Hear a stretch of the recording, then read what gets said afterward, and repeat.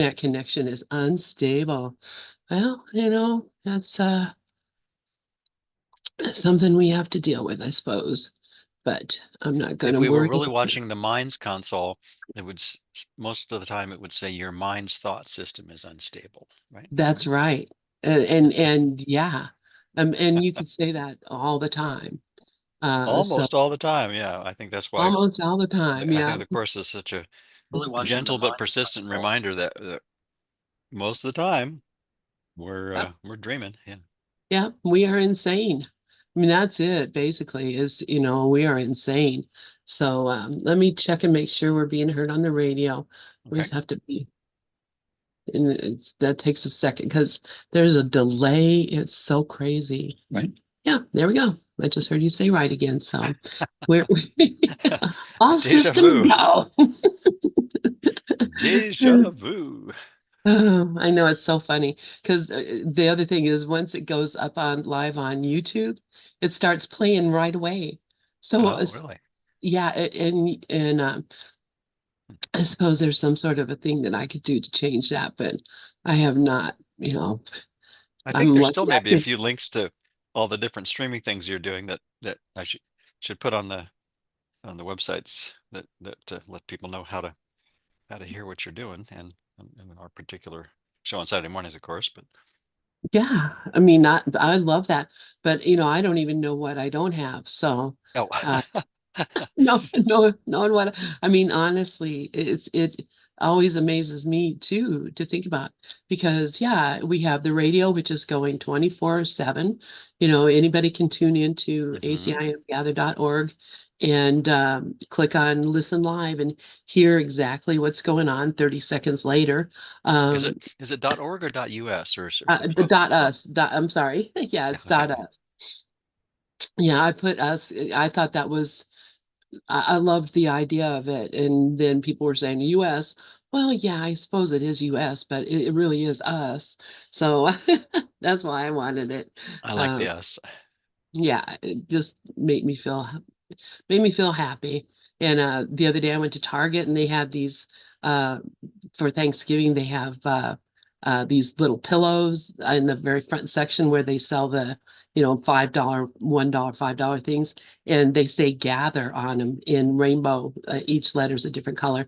So Oh, I perfect. got a pillow that says "Gather" on it, and I put it on the back of my chair. So um, when yeah, I You mean. are official. I know it. It's just so cool.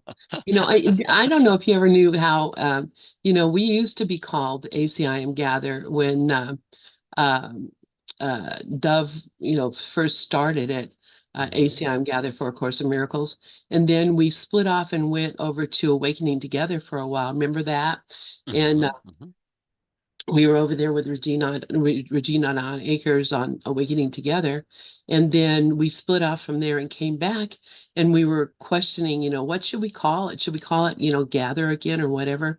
And so at the time, I had been doing the I Ching, which I know some of you probably are well aware of what that is an oracle type of thing. And you use either sticks or coins. I use the coins because I don't know how to read the sticks, but you roll three coins, and then if they're heads up, tails, heads, tails, whatever, then you look it up in the book and it says what that particular mixture of heads and tails means. And so I did. I said, okay, let me ask, what to do. And the I Ching Enneagram that I got was the gathering. There you go. And I Yeah. said, okay. Interesting you should mention because I have listened to one of Ken Wapnick's audios, and he talks briefly about the I Ching, in at least one audio anyway. And he says, kind of the um well, the highest form of using it really is not for fortune telling, but to really read behind the words, kind of the same way we would do with the course, or any other great work, and get the more deeper metaphysical meaning. And one of the phrases he says that's throughout the I Ching, which I have not studied, I know of it, and I think I might have a copy somewhere or did. But anyway, it it says no blame No over and over blame. again. Yeah. Yes. And so that's basically, the course's, very distilled version of the course's message that, guilt is an erroneous interpretation Yeah. of anything. Nothing So, happened. hmm Nothing happened. Yeah, nothing happened. Yeah. those ancient things, those are all result of divine guidance that people had throughout the centuries. Right. And Because everyone has that potential. It's not like it's, some unique culture or group of people that have that capability. It's like everyone has that awareness in their mind, and it's just a matter of listening to it and not shutting it out. exactly. Exactly. And Jesus tells us, Helen tells us that directly, hey, you could do this too. It because it is our nature. It's the truth of our mind. It's what we are. It's not like something we have to attain, it's something that we already have that we're ignoring. So yeah, this is that's all we're being asked to do is to remember.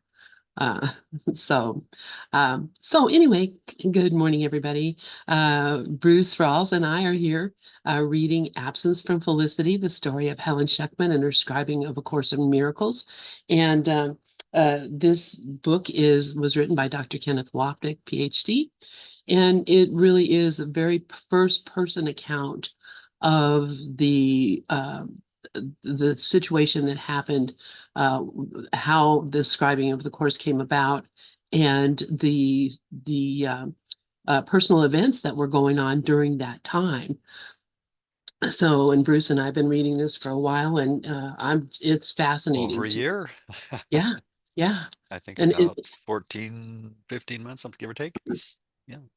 and I love it. I love our interactions here, and I love that how Mhm. fascinating this is, because of course, I've read it a long time ago, and so did Bruce, and so did many other people. But man, I had completely forgotten or spaced out all the really what was happening here. It was like just such an amazing uh, set of events that brought this course into being. So, And uh, anything that Ken writes about is worthy of any course student's study and attention and practice because uh, Ken, Ken I haven't found any examples where he's not completely consistent with the course's message when in his teaching. So, and this is no exception. Even though it's on the surface a biography of Helen and all the personal accounts of Helen and Bill's interactions and how the course came to be, um, it and related aspects of that. But it really is, if on every page there's material that can be applied to anyone studying the course, and we generalize the specifics that happen in their lives to our own. So, absolutely, absolutely. And I mean that's obviously what we have to get. We have to understand that because hmm once we get that, this is for me, how many years I read the course and studied the course and thought it was about somebody else. So thinking I'm never going to do this. This is not possible. Anyway, so we're reading this section, or throughout the reading here of this book, uh, Ken describes times when Helen would just speak out the words without ever having written them down or had them typed. So she would actually say the words and Bill would type them. This one he's talking about, it was that she wrote this message down, but it was never typed. So it's probably in those books of Helen's notes that everyone is so fascinated with. So do you want to read or you want me to read? sure, I'll pick up where we left off. Okay. And this is a quote that Ken is uh, sharing, evidently from Jesus. The reason for the fear reaction is quite apparent. You have not yet been able to suspend judgment and have merely succeeded in weakening your control over it. Since you have an unfortunate tendency to be self punishing, you believe that control of judgment is a self-preserving function and therefore required as a necessary defense of yourself. Weakening this defense delivery is thus perceived as dangerous vulnerability, which frightens you. Well, right off the bat, their opening paragraph of the morning um, sounds like it's about Helen and Bill's story. Well, Helen in particular, I think, but or is this about Bill? It really doesn't matter, but it's like, well, this applies to all of us. Our challenge is to completely suspend judgment, which is and eliminate the need and the desire for it. But we initially we'll try to control it, which is the ego's standard modus operandi is like, don't get rid of it, just manage it. Right? Well, it's really interesting because this is something, the first time I saw Ken, and I was a pretty new student, so I didn't really know the course all that much, but we all went up to Denver to this beautiful old church and sat with our course books and turned to the pages when he turned to the pages, and his book was all falling apart and the pages were flying out, and he was just, it was so amazing to watch. But he said that that the reason that we were suffering in this world is because we're punishing ourselves Hmm. so that God doesn't punish us later. Yep. And I always thought that was so weird, and I don't even actually remember actually ever reading it in the course. Uh, Preemptive sacrifice and punishment. Yeah, so something like that. But here is what Jesus is saying to them. It's a self-preserving function because you are controlling the judgment. Hmm. And that's why you're self-punishing, because you think you're controlling what punishment you're going to get by doing it yourself. And uh, that is absolutely true. We absolutely do that. So I love that I'm reading this right now. There's another related line in the text. I'll see if I can find it real quick. It's has to do with worthiness. And I think I can find it within just a few seconds here because it talks about consistent effort. If I can spell effort right. Oh, I know that. He says Here it is. Here we it is. we don't Yeah, think this we're is worthy of consistent effort. You're right. yeah, Go ahead, read it. exactly. This is chapter 4, section 4, paragraph 7. And it says the habit of engaging with God and his creations is easily made if you actively refuse to let your mind slip away. And then it clarifies that as the problem is not one of concentration, it is the belief that no one, including yourself, is worth consistent effort. Side with me consistently against this deception and do not permit this shabby belief to pull you back. The disheartened are useless to themselves and to me, but only the ego can be disheartened. So there's our huge clue there. That's like if I'm feeling less than perfectly worthy, it's because I'm judging myself as capable of pulling off the separation, the perfect impossible crime that couldn't happen in truth, but happens over and over and over again ad infinitum, ad nauseum, in our seemingly eternal dream of duality. And it kind of reminds me of that last love, the deepest level in the movie Inception, where the deepest level of dreaming, where the cliffs are constantly falling into the ocean, and then it's like watching the replay over and over again, because there's nothing holding it up. It's just a complete fabrication and a total lie, really, that we keep telling ourselves, um, only because we think what's worth doing and what's worth being is a separate self. But that's part of ego's mega pack of lies. Make it back. Because there's nothing to the separate self.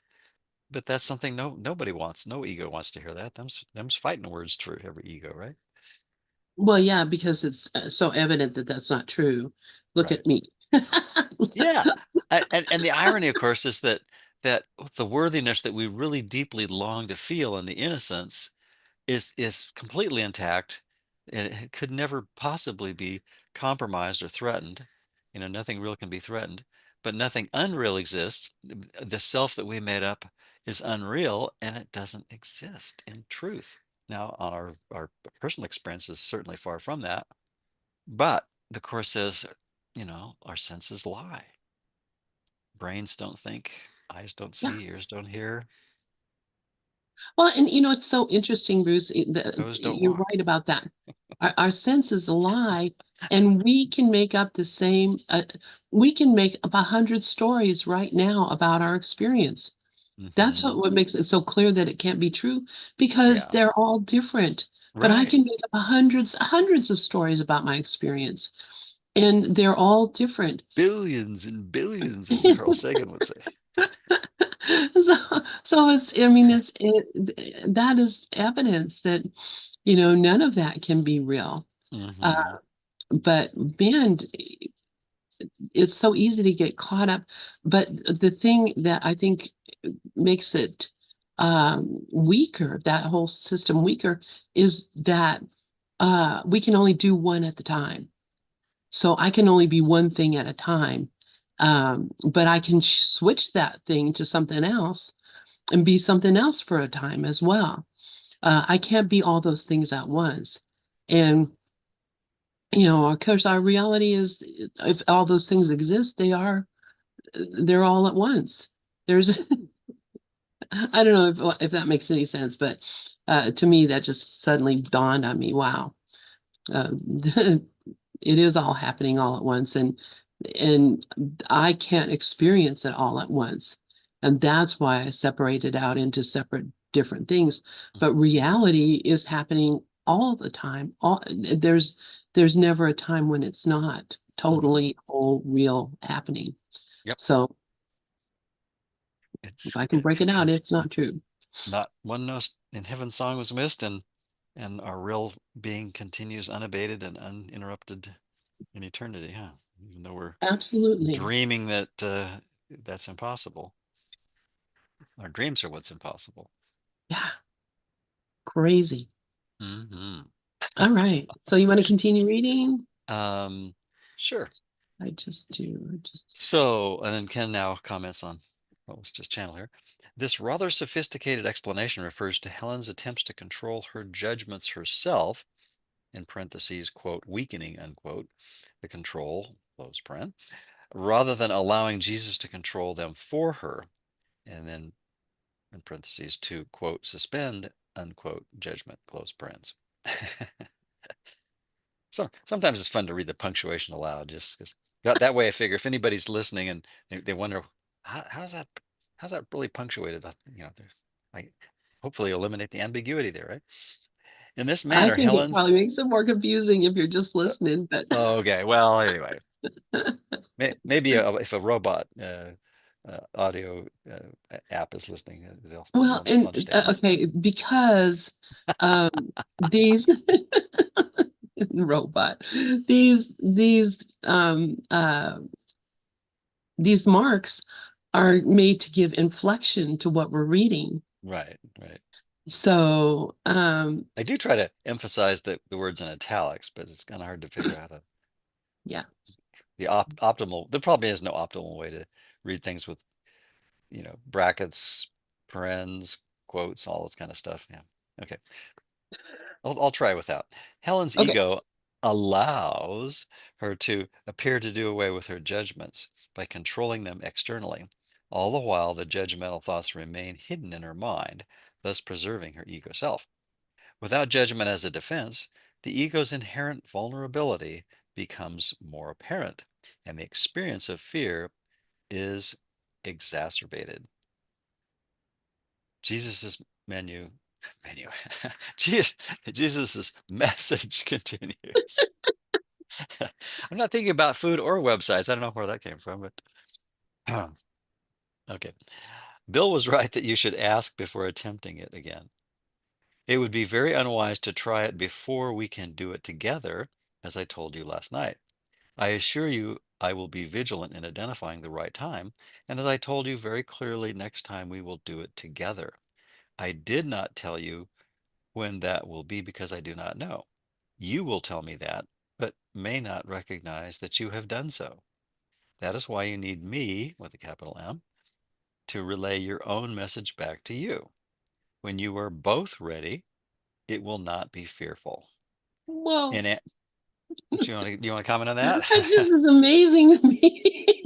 And Jesus is saying, okay, you're not ready for it, but you will be. And when you Hmm. are, I'll tell you, but you may not recognize uh, that you have asked for it. And so I'm going to have to remind you, Right. remember when we when you said do this and now we're doing it. Right. Uh, it's just so funny how Jesus talks to her. But of course, I mean, because it's coming through the filter of Helen, it is how Exactly. she talks to herself. Exactly. That's what I was just going to say. Basically, you're on the same we're on the same wavelength, because I was thinking, well, I mean, this is coming, Jesus as Helen is what we're listening to. This is Helen's version of Jesus, which everyone has our own version. The content is always going to be the same. But as Ken points out, when Helen was channeling Jesus in terms of, wanting to share the most generalizable information about the course, she was astonishingly clear. But when she got into specifics, she could be way, way off. And I think that's true of all of us. And I think, again, that's another example of how, as we're reading this biography, it's like, if we try to make it too specific, or even somewhat specific, we're we're either, missing the point, or have the potential to miss the point. Whereas if we keep, the the the ship or the plane or the car, whatever we're steering, ever guided toward the destination, the final outcome, which is awakening from the dream of separation, then we're getting the accurate, the most accurate information possible, Yeah. right? Yeah. Well, and it's something that we've been talking about here recently as well, because uh, there are a lot of folks, and I did mention, the publication of Helen's notes, that people have gotten all these different various things, the text, and all the different things that have been published or are the big purple book. That's the Um, Circle of Atonement, 900 yes, page one. circle. Okay. Yeah, Yeah. the I circle don't of have a copy of atonement. it, but I know of it. And yeah. Yeah. So the idea that every word that Helen wrote down was some sacred thing that was a direct transmission from the Christ mind, it's just foolish. It's foolish to think that because it's so clear that so much of what she wrote down was from her own personal opinion. Sure. And so in that book, that Circle of Atonement book that you were just talking about, they have, where Jesus where there was notes about sex and about, the only purpose for sex is for procreation and all these things that, Jesus would never say. This is not something Jesus was interested in or had any sort of direction for people in that way. But the fact that Helen wrote those things down turns them into some sort of sacred treatise that has now, is being published. And, people are reading this and taking it to heart that, that Jesus really said or meant these things. Um, and so this is why, I so appreciate uh, the fact that, there was, um, that there is some sort of control over some of these documents, but I just think people have gone nuts with, like I always say, digging around in Helen's underwear drawer looking for, her grocery list and her notes to herself and saying Jesus said this because Helen wrote it. It's just not true. Anyway, Yeah, it kind of reminds me of a Richard Bach tape I heard years ago, that when he was, uh, be, you know, became well known as an author. You know, people would, he said he could publish his laundry list, and people would buy yeah, it. But uh, that's the kind of thing that, if we just kind of remember, it's like, well, the specifics are the mechanism by which we made separation seem real. So anything that seems to be different from something else has to be part of the illusion. If I think I'm different from you, I'm working with the erroneous thought system. It's not, as I keep, you know, almost endlessly repeating one of my favorite phrases from Ken, it's not evil, sinful, or wicked. It's just silly and therefore forgivable if I keep doing that. Yeah. Absolutely. Absolutely. All right. Sorry for that little tirade there. I just Oh, this made me think, oh man, that we have to remember this is Helen's filter. yeah, And yeah, Helen's the Holy Spirit speaking to Helen through Helen. yeah. And we do it all too. So it's not like it's unique to Helen. I mean, everyone has a filter, and when we're tuning into the most universal part of our mind, just as Helen did when she took down the course, we get the straight scoop. We're all capable of that. It's not like Helen had some unique gift or anything. She did it fantastically well, but everyone else is capable of that too. Yeah. Yeah. Yeah, she didn't even want to do it. So, just think if you did want to do it. Interestingly Anyway, enough, I just made a glossary entry on this glossary I'm compiling on resistance, and there's just so much there to write about. oh, yeah, that's the key to our salvation here is Mhm. understanding our resistance and Yeah, yeah. letting go. Hmm. Okay, so what do you want me to continue reading? Sure, sure. Okay, so we had just read this paragraph that where Jesus is telling Helen uh, that she needs to ask before she tries to do away with all her judgments because it's still a matter of control. She's still trying to control them. But he says, ask me and I'll tell you when you're ready. You'll ask me. You won't even know it probably, but I'm going to come and tell you. I'm going to remind you. So, in answer to Bill's question as to why he has so much difficulty in communication, you were right in what you said in the cab, and Bill could not listen. However, he seems to be able to listen quite carefully to these notes. Ask him, please, to listen very carefully to these. If you ask me for guidance, you have signified your willingness to give over your own control, at least to some extent. Your frequent failure to ask at all indicates that at such times you're not willing to even go even that far. There's that resistance. But when you at least ask, you are acting on a cooperative thought, even though you may not lack ambivalence. You are therefore entitled to a specific answer, but unless you follow it without judging it, you will become defensive about the next steps that you will take. So yeah, so very clearly he's just saying, you ask for it, you're going to get it. But when you get it, you're going to deny it because you don't want to you don't want to know. You're so resistant to it, but you're going to get it anyway. So, just the asking, just whether you want to or not. I mean, it's so clear. Whether you want to or not, ask. Hmm. Whether you think it'll work or not, if you think it'll be helpful or not, ask. Yeah. And I think that kind of alludes to the idea that there's a part of our mind that is always asking and is always receiving the answer.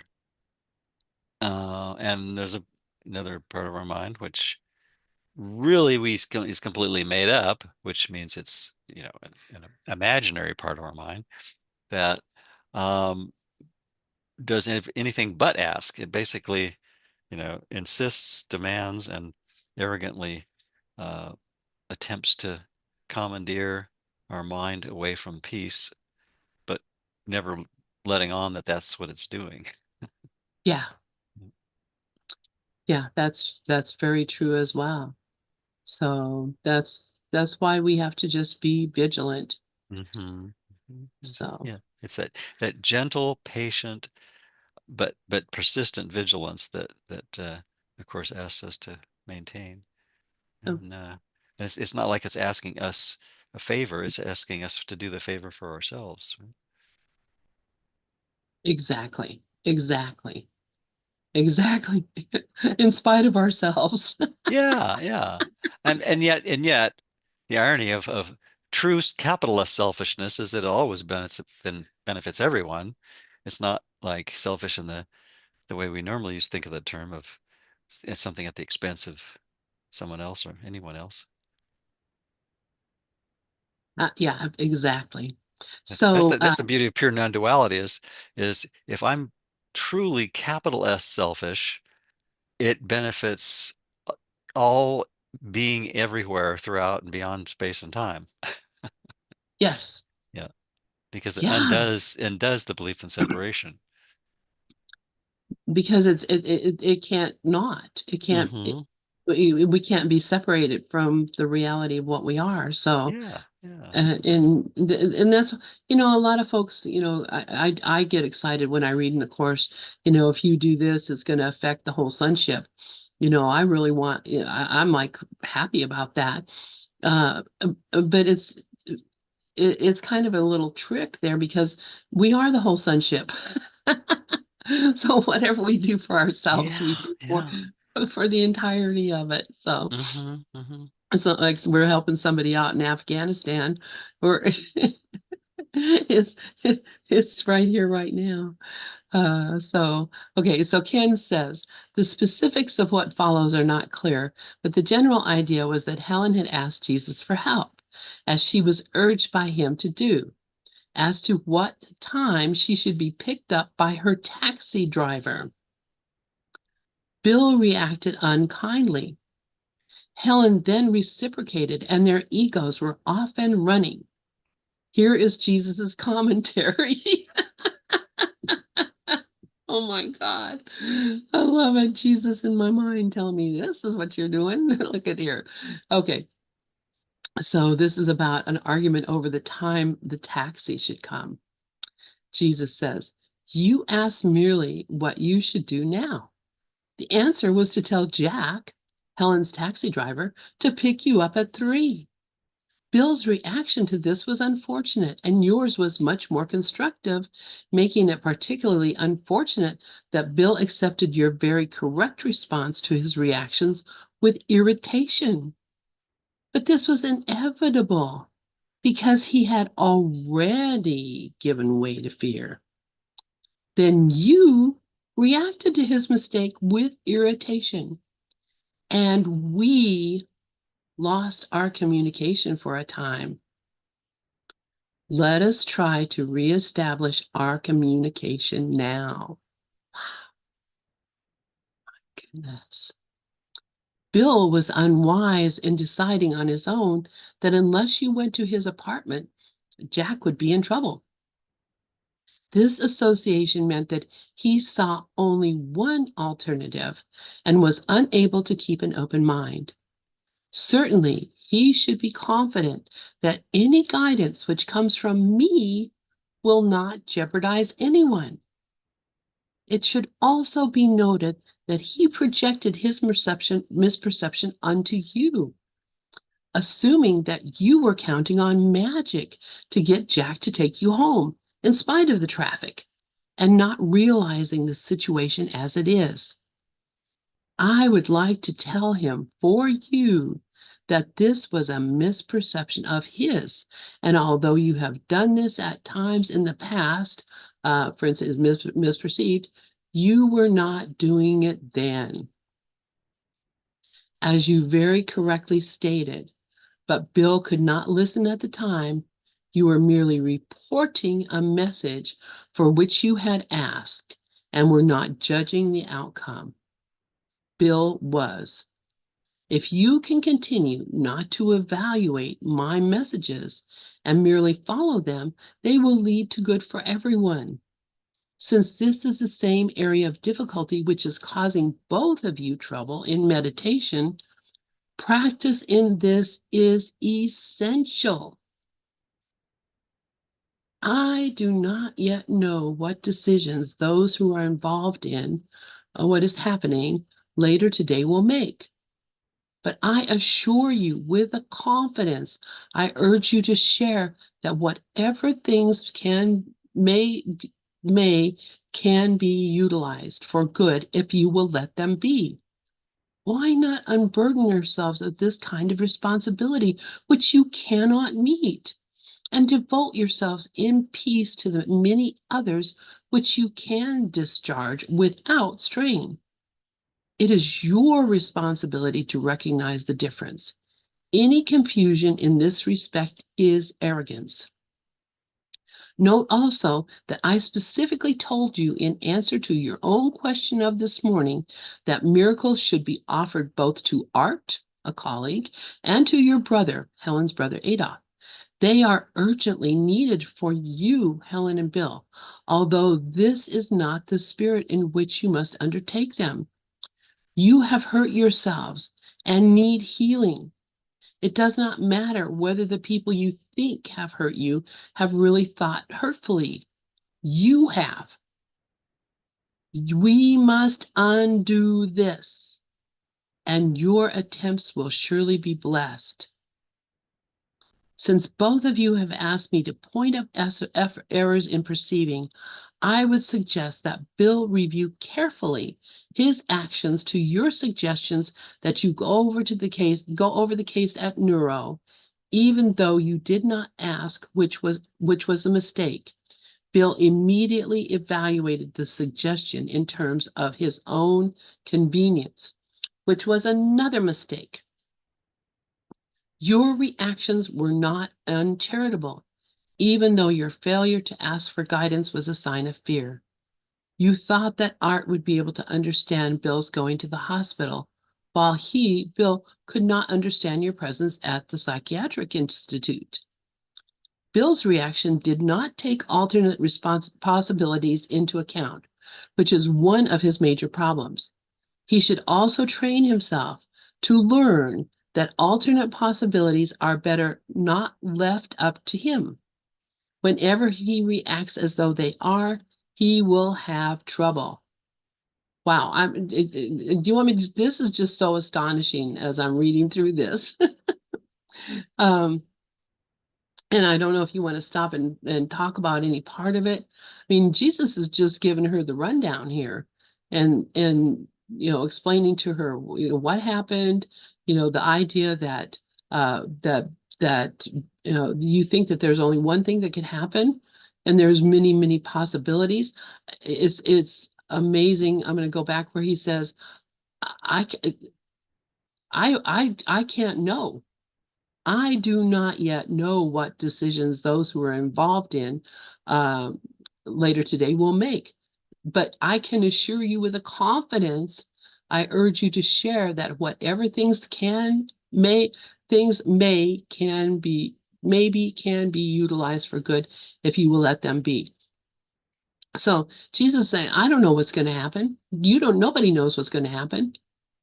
You guys are having this argument over, these trivial things, and you're completely forgetting that, you've been asked for is to, offer miracles to your brother, offer miracles to Art. They're urgently needed, and you guys are all over here in this hurting each other's feelings over, what time the taxi should come. It's and yes, I believe this is Helen talking to herself, and because I tell myself these kind of things all the time, constantly arguing with myself about this.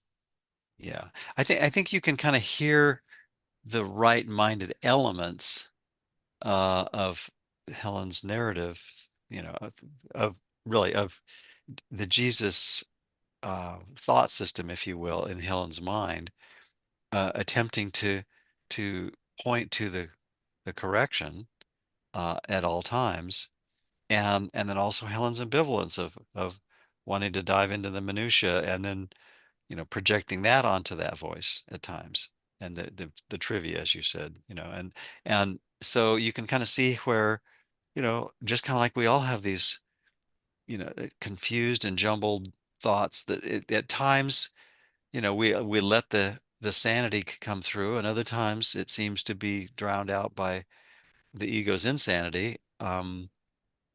And so, when I read these accounts, I try to remember that, like, yeah, there's occasionally moments where the clear message, that behind the course comes through, brilliantly, and other times it seems like it's, you know, drowned out a bit by, obsessing over minutia and details that may or may not even be helpful to Helen and Bill, let alone us as readers half a century later, whatever.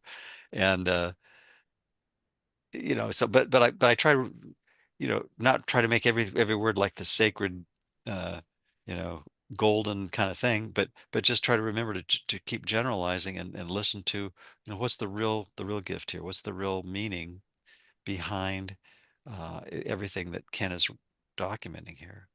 And Yeah.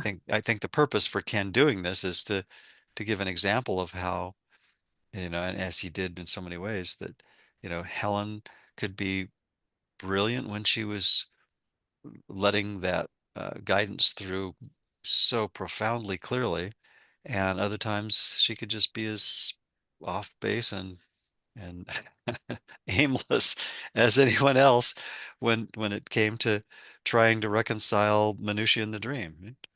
Yeah. Yeah. Trivia, yeah. And she arguing with herself. Hmm. Basically, what all this is an argument between the right mind and the ego mind of Helen. There's a whole Hmm. conversation right here, Yeah, um, yeah. and it's just not unlike anything you or I would experience and do experience all the time. Well, I have this, yeah. go ahead. Well, I was just gonna say, any argument that we seem to be having in the world is really going on in our own mind, right? I mean, there Yeah, there may be other people participating, whether it's political figures or people talking about the same, or it's, um, you know news commentators talking about wars in other parts of the world, or yeah, or debating about one issue or another in the environment or the economy, or uh, you know health related things. There's global or under our own roofs, or, all those things that seem to be um, conflictual. Everything that seems to be a battle of any sort, whether Why it's isn't anyone on here? oh, hello, uh-oh. whether it's literal or virtual, they're all going on in my own mind, including voices that seem to come from nowhere, right? You know what? I'm wondering. It was, maybe we're not coming across on the radio. Is that possible? Something. Oh, okay. Well, anyway, but Okay. yeah. I need to voices from someplace weird. All right, what I'm gonna do is let's see. Oh, we'll log out of I just have to log out and back into Pal Talk because apparently it's not working, Pal Talk. Okay. All right. Anyway, do you want to continue reading while I do Sure. this? Let's see. Let's see. I'm taking Just it off the page, just knock, obviously, but just knock my headphones off. Um, so did you finish the there were a couple the more pair? paragraphs of the Okay. uh, discussion with. Okay. So I think you read the one about Bill's reaction did not take into alternate possibilities into account, right? Yeah, no, Yeah. yeah, I did read that one. I'll read that again, but it's just for Okay. context. Okay. Bill's reaction did not take alternate possibilities into account, which is one of his major problems. He should also train himself to learn that alternate possibilities are better not left up to him. Whenever whenever he reacts as though they are, he will have trouble.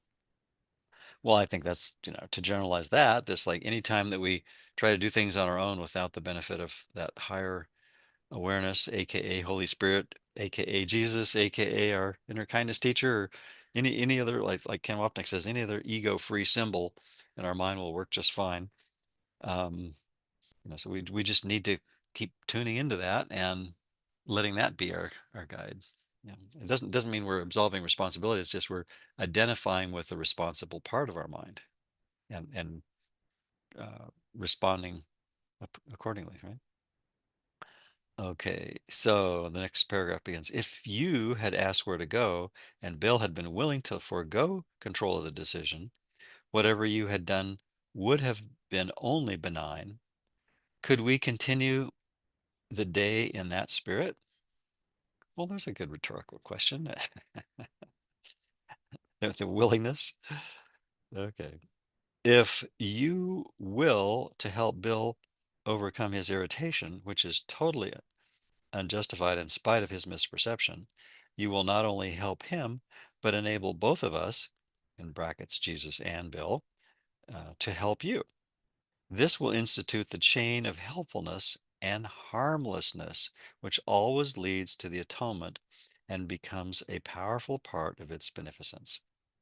And whenever I see the word harmlessness now, I think of a lady named Vicky who attends the School for A Course in Miracles classes regularly. And she likes that word a lot and tries to emphasize its importance. And I think it's really a good one. It's like, this was not the Socratic oath, not no, the Hippocratic oath that doctors just, I guess, used to take. Maybe I don't know. It's still part of the medical training ritual, but above all, do no harm. Um, and I think that's a great maxim for everyone, really. It's like, if I can remember, if I'm completely harmless, then that pretty much precludes any ego motivated decision, any ego motivated propaganda. Do no harm. Exactly. Okay, I'll finish that last paragraph. I offer far more than partial guidance, although you do not ask for more. The uneven quality of your skill in both asking and following my direction is due to the alterations you experience between ego and the miracle-oriented perception. This is a strain, but fortunately one which can be overcome along with the rest. There will never be a time when I do not will to try again. You might be gladdened by remembering that. So that sane part of our mind that the Course calls Jesus or Holy Spirit never gives up. It's completely and totally consistent. I think a week or so ago, my wife and I watched uh, an interesting uh, uh, sort of a documentary reenactment, story about a lady who, in her, I think, 30s, attempted to swim across from Cuba to the Florida Keys unsuccessfully. And then 30 years later, in her early to mid 60s, made several further attempts and finally made it on one of those attempts. And it was kind of interesting saga, and dealing with Portuguese man of war stinging her face, and close calls with shark attacks, and hypothermia, and strong currents, pulling off course and having to just swim past what would seem humanly capable of our endurance. But it was one of those kind of great saga kind of things. But I mean, the Course doesn't ask us to make sacrifices whatsoever, but it does ask for persistent vigilance, but in a very extremely, really, you might say infinitely gentle, patient way, to keep looking until we're at the top of the ladder. Just keep looking at the ego without condemnation. Look at what we made up, and not run screaming from the metaphoric room of our mind in horror, but just say, oh, well, that's pretty silly. Once again, as Ken says, it's not evil, sinful, wicked. It's just silly, and I could see peace instead of this crazy stuff I'm making up. So, and I'm going to read the last paragraph, and then I'm going to about just a few moments early because I need to get the next session recording going for that I'm involved in. So the end of this chapter concludes, which is chapter 9, more specific teachings, with Ken's comment. Uh, and Ken says, we thus read again, Jesus is pleased to Helen and Bill to avail themselves of the full extent of his love for their sakes. And I would say it's for everyone's sakes, because we're all in it together. They would feel much better asking for and accepting his loving guidance than by acting on their own. In words that would come much later in the text, and to which I have already referred, Jesus is in effect asking them, asking them here, do you prefer that you be right or happy? Let me be right for you, Jesus urges, and I guarantee that you will be happy. And I was just going to add a brief comment on that, famous course quote, uh, which I turned into a T-shirt. Which, if you go onto the sidebar on ACIM blog, you'll see uh, a couple of T-shirts that I made. That if you feel like having a T-shirt that reminds you, I made a little um, shirt that says "Pick one," and then the two check boxes, right or happy. And then the other day we were talking about all the uh, political furor and the upcoming election, which I think gets way more attention than the election that we're making 24/7 with our minds between the two thought systems, Holy Spirit and ego. But be that as it may, the the comment was, that quote came up, do you prefer that you be right or happy? I was thinking, well, maybe for this season, for the next couple of weeks, we could say, do you prefer that you be right or left or happy? How's that? I love it. Thank you so much, Bruce. Uh, And that's exactly right. I mean, what the whole idea of right or happy really has to do with, which voice am I listening to? yeah, And, yeah. if I'm going to continue listening to the voice that, tells me that uh, I have to be right, then I've already lost the war, not just the battle, but that can be changed. I mean, all we have to do is change our mind about it. Hmm. It's so simple, and that's all Jesus is asking. And I love that he says this. You know, uh, Ask me, and you'll be happy. And I'm going to keep trying until you do. I'm going to keep. I love that he says Never give up. I'm never. I will keep because A, he loves us, and B, um, we're not.